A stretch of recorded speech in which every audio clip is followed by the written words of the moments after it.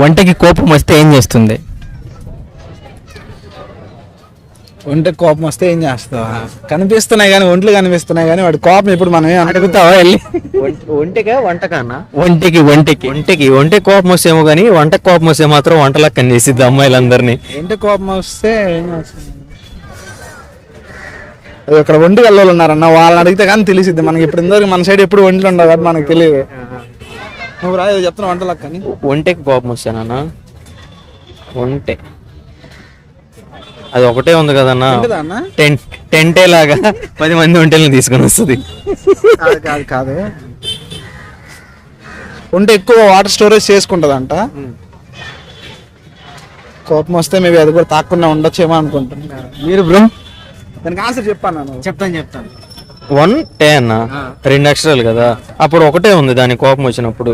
టెంటే 10 ఒంటెల్ని తీసుకొని వచ్చి. అయ్యో అంతే లేదు బ్రో, నువ్వు చాలా దూరం వెళ్ళిపోయావు. అంతేం లేదు అందులో.